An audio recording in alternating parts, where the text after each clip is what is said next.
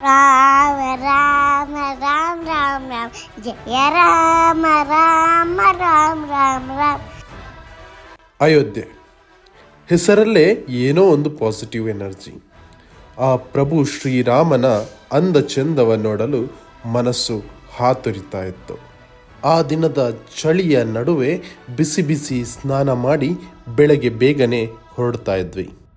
ಆ ಚಳಿಗೆ ಅಷ್ಟು ಬೆಳಿಗ್ಗೆ ನನ್ನ ಕಂದಮ್ಮನು ಎದ್ದು ಕೂತು ರೆಡಿ ಆಗ್ತಾ ಇತ್ತು.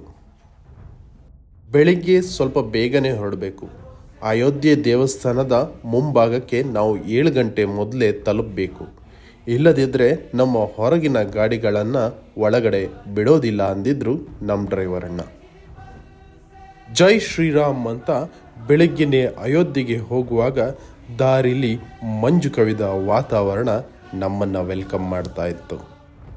ಅಂತೂ ಇಂತೂ ಕಡೆಗೂ ಬಂದೇ ಬಿಟ್ವಿ ನಾವು ನೋಡಲೇಬೇಕೆಂದು ಆಸೆ ಪಟ್ಟಿದ್ದ ಶ್ರೀರಾಮನ ಅಯೋಧ್ಯೆಗೆ. ಶ್ರೀರಾಮ ಜನ್ಮಭೂಮಿ ಅಯೋಧ್ಯ. ಪ್ರತಿ ಹೆಜ್ಜೆಯಲ್ಲೂ ಪಾಸಿಟಿವಿಟಿನೇ ತುಂಬಿತ್ತು. ಮನಸ್ಸಲ್ಲಿ ಜೈ ಶ್ರೀರಾಮ್ ಬಿಟ್ಟರೆ ಬೇರೆ ಏನೂ ಅನ್ನಿಸ್ತಾ ಇರಲಿಲ್ಲ. ತಗೊಳ್ತಾ ಇದ್ದ ಪ್ರತಿ ಉಸಿರಲ್ಲೂ ಪ್ರತಿ ಗಾಳಿಯಲ್ಲೂ ಶ್ರೀರಾಮನ ಇರುವಿಕೆ ನಮಗೆ ಅನುಭವ ಆಗ್ತಾ ಇತ್ತು.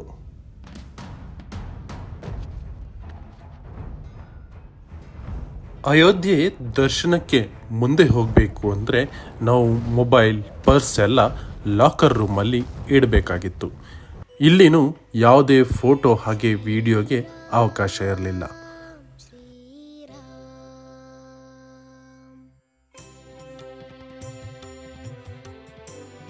ರಾಮ್ಲಾಲ ಎಷ್ಟು ಚಂದ, ಸುಮಾರು ದೂರದಿಂದಲೇ ನಮಗೆ ಕಾಣಲಿಕ್ಕೆ ಸಿಗ್ತಾರೆ. ಇವರ ದರ್ಶನವನ್ನು ಮಾಡಿ ನಮ್ಮ ಜನ್ಮ ಸಾರ್ಥಕ ಅನ್ನಿಸ್ತು. ಎದುರುಗಡೆ ನಿಂತು ಬೇಡಿಕೊಳ್ಳಲು 1000 ಇದ್ರೂ ಮಾತೆ ಬರದ ಮೌನ ಆವರಿಸಿತ್ತು. ಅಪ್ಪ ಅಮ್ಮ ಮಗು ಹೆಂಡತಿಯ ಜೊತೆಗೆ ಇವರ ದರ್ಶನ ಸಿಕ್ಕಿದ್ದು ಯಾವುದೋ ಜನ್ಮದ ಪುಣ್ಯ ಅನ್ನಿಸ್ತು.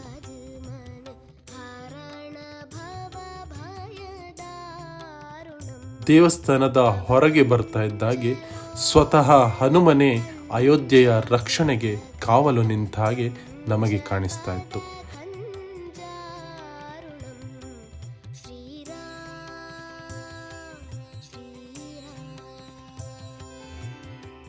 ಈ ದೃಶ್ಯಗಳು ನಮ್ಮಲ್ಲಿ ಮಲಗಿದ್ದ ಭಕ್ತಿಯನ್ನು ಸಹ ಬಡಿದು ಎಬ್ಬಿಸೋ ಥರ ಇತ್ತು. ದರ್ಶನ ಮಾಡಿ ಹೊರಗೆ ಬಂದಾಗ ಟೆಂಪಲ್ಗೆ ನಮ್ಮಿಂದ ಆಗೋಷ್ಟು ಕಾಣಿಕೆ ಕೊಡ್ಬೋದು. ಯಾಕಂದ್ರೆ ಈ ಪರಿಸರದಲ್ಲಿ ಇನ್ನೂ ತುಂಬ ಕೆಲಸ ಆಗೋದಿದೆ. ಹೊರಗೆ ಬರ್ತಾ ಇದ್ದ ಹಾಗೆ ಎಲ್ಲರಿಗೂ ಪ್ರಸಾದನೂ ಕೊಡ್ತಾರೆ. ನಾವು ಪ್ರಸಾದ ತಗೊಂಡು ಅಲ್ಲೇ ಅಯೋಧ್ಯ ದೇವಸ್ಥಾನದ ಆವರಣದಲ್ಲಿ ಇರೋ ಕೆಲವು ದೇವಸ್ಥಾನಗಳಿಗೆ ಹೋದ್ವಿ. ಅಲ್ಲೇ ಸಿಕ್ಕಾಪಟ್ಟೆ ಫೋಟೋಸ್ನು ತೆಗೆದ್ವಿ.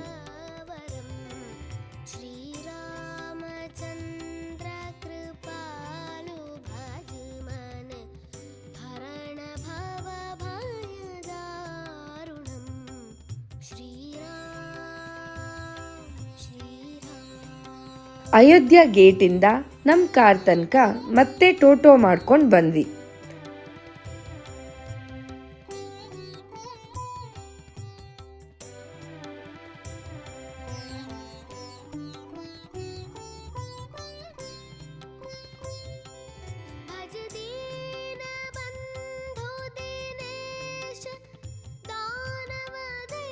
ಹೋಟೆಲ್ ಬಂದು ಬಿಸಿ ಬಿಸಿ ತಿಂಡಿ ತಿಂದ್ವಿ. ತಿಂಡಿ ಚೆನ್ನಾಗಿತ್ತು. ಅಲ್ಲೂ 1 ರೌಂಡ್ ಫೋಟೋ ಸೆಷನ್ ಆಯಿತು.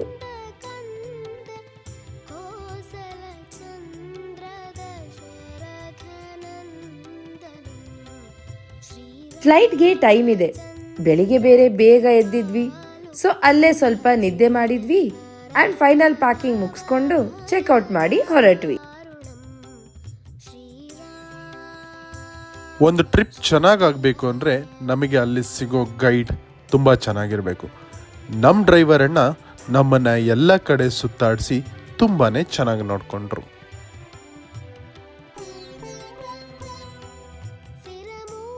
ಮತ್ತೆ ಅಯೋಧ್ಯೆ ಏರ್ಪೋರ್ಟ್ ಬಂದು ಫ್ಲೈಟ್ ಹತ್ತಿದ್ವಿ. ಅಪ್ಪ ಅಮ್ಮ ಹೆಂಡತಿ ಮಗು ಜೊತೆ ಮತ್ತೆ ನನ್ನ ಫ್ಲೈಟ್ ಪಯಣ.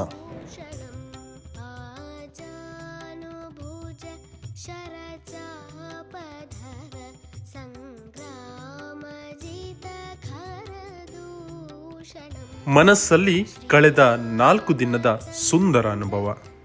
ಭೇಟಿ ಕೊಟ್ಟ ಪ್ರತಿ ಸ್ಥಳದಲ್ಲೂ ಒಂದು ಕತೆ ಇತ್ತು, ಒಂದು ಅನುಭವ ಆಯಿತು.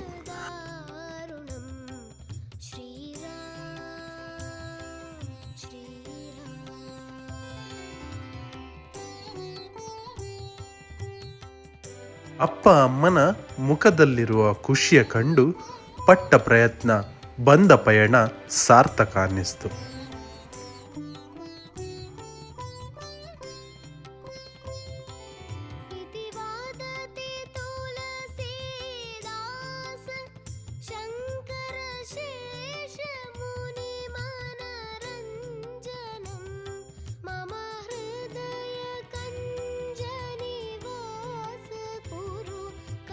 ಮಧ್ಯಾಹ್ನ ಫ್ಲೈಟ್ ಹತ್ತಿ ಪಶ್ಚಿಮ ಭಾಗದಲ್ಲಿ ಸೂರ್ಯ ಕೆಳಗೆ ಇಳಿತಾ ಇದ್ದ ಹಾಗೆ ಬಂತು ನಮ್ಮ ಊರು, ನಮ್ಮ ಬೆಂಗಳೂರು.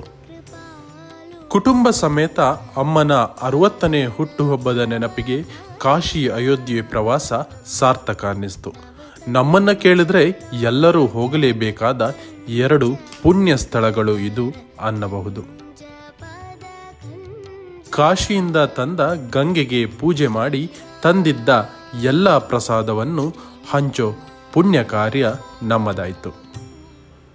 ಶ್ರೀರಾಮ ರಾಮ ರಾಮೇತಿ ರಮೇ ರಾಮೇ ಮನೋರಮೆ ಸಹಸ್ರನಾಮ ತತ್ತುಲ್ಯಂ ರಾಮನಾಮ ವರಾನನೆ.